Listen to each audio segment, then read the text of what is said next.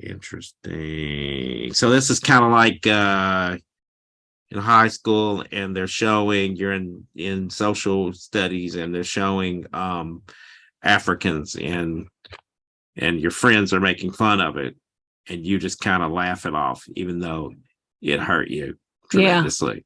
Yeah. Because if you said that hurt me, you would be risking your connection with those people. Yeah, yeah, and you don't want to show your vulnerability because some of the people that are doing it are not really your friends, and so Right. that becomes a thing. Like they'll keep on that. They'll make fun of you forever if they know that you are hurt by that. Right. You know. Right. So, and that's why they're called strategies of survival as Um, well, because they can be really important. Like we start doing those because we need to survive. mhm, And when you're really little, like feeling like you have upset your caregivers sort of feels like a survival thing mhm. because that's how we are. So then when we get older, I guess the question is, do you want to, as an adult, be in relationship with people who are making jokes like those jokes you're describing and not show that you're perturbed by it? Yeah, there's a time I was done with that. Um, and unfortunately, as an adult, you're supposed to have a filter. So You know, strategy of it's disconnection is a like a filter. grown man crying in a trustees meeting, talking about how unfair this is. It sometimes shows weakness, but I'm willing to say, and I love your friendship so much Mm-hmm. that I need to tell you how I really feel, so that we can continue to our friendship can continue to grow. Yeah. Because if Yeah. I'm not authentic, I'm still gonna feel some kind of way about that thing, and we Mm-hmm. can never actually truly get closer because it's always going to be in the back of my mind, Yeah. right? Absolutely. Yeah. That's the whole. I mean, I think that's one of the things for me, at least, that is mind blowing when you start thinking deeply about the ideas in RCT is that, yeah, you could decide that that one part of yourself isn't really something you should be sharing. You should, put that part of yourself Mm-hmm. away. And then you realize that if you do that, you don't really have the relationships that you think you do. You just have the relationships that you're pretending to have. Mm-hmm.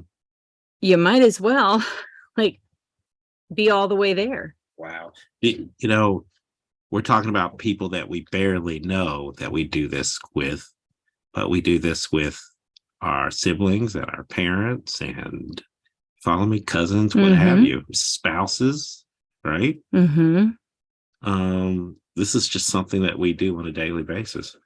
People you don't know as well. You can take the risk. Yeah, because you don't feel like you're risking as much. Yeah. Part of this is like coming up with strategies moving forward. And I was listening to an interview with Adrienne Marie Brown. One of the things she's talking about is restorative justice. And what I walked off thinking about was how a lot of times, at least I get this idea that I'm either a good person or a bad person. And I think this happens, like I was listening to a couple of our old podcasts this morning, and that we were talking about how people think only bad people are racist. Hmm. And that if you have this idea that if you didn't do everything right, then you must be bad. Like if you make a mistake, suddenly all bets are off the table. For people to be able to let go of their strategies of disconnection, the other folks have got to learn to be prepared to take the criticism. We have to be willing to not only be authentic with how we feel, but we also have to be willing to accept correction. Yeah. And I think some of us grow up with this idea that conflict means everything is falling apart. Mm-hmm. Like you can't have conflict, everything is bad. But really, conflict is a part of every relationship. And knowing that it's there can help you grow. Yeah. Mindful authenticity. It's being aware of the impact that your words are going to have. So you might even couch it like I think of, Ross Green when he's talking about talking to a really reactive kid and you've had this fight over homework 80,000 times. And every time you even walk into the room and you start to say math class, the kid like freaks out. And so instead of starting with homework and math class, you start with, hey, this has been a difficult subject. Mm-hmm. And I want you to know I'm not coming in here with an answer. Like, I'm not saying, sit down and do your math homework. I'm coming in because I'm curious about what's going on. And you have to do this in the spirit of love, right? Yes. Lowering your strategies of disconnection. Uh-huh. Okay. And I think that it's also important to note strategies of disconnection can also be helpful. Well, for one thing, they've gotten you to where you are now. Yeah, I think even though you're not connected to them, there are times that you do want to say, hey, that's not me at all. Like, what do you say? Like, really? Yeah. You're like, okay, just do your thing, stay positive, stay above it, let it go. But yeah, I think you're right. There's still a place, where you have to use those, right? Mm-hmm. For safety, for and just to move forward.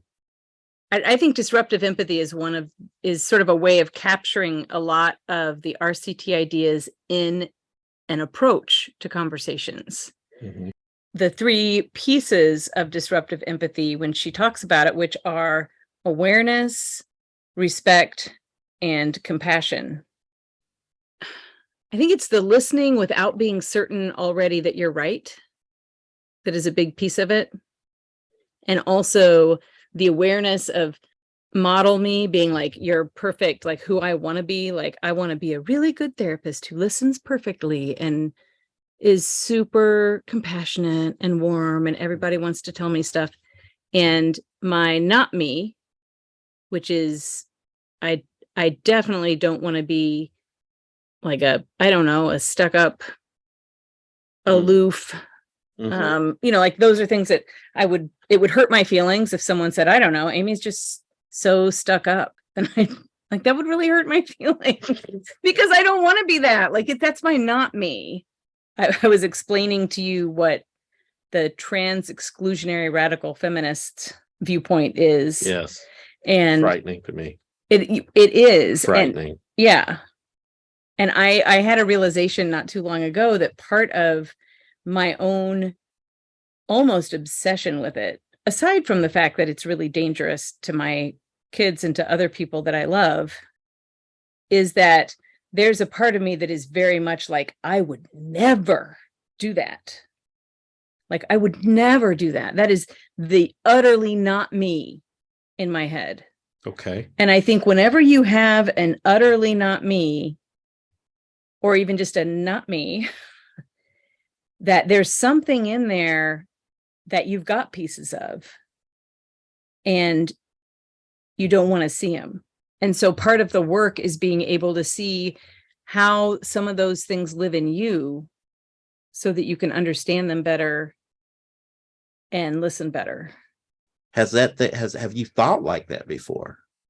I think that I have jumped to sort of a privileged white cis woman feminism. I know that at some point in my journey to learn more, and I'm embarrassed to say this because I would like everyone to think that I just started off already knowing everything. My not me is also just not knowing stuff. Like, I don't like to not know stuff. Feminists have worked so hard to not have to wear makeup and to not present in a really feminine way. Why would trans women wear more makeup? And I think I made like some sort of offhanded comment about it. Like, I don't even care whether I put on makeup or not when I leave the house. And I think I said it like it was a virtue. Like that was something that I had become so mature that I understood that, right? Without seeing that in the process of transitioning, you don't look how you want to see yourself. I hadn't thought of that. I had not thought of that. I hadn't either. And that's a big piece of it is becoming who you see yourself as.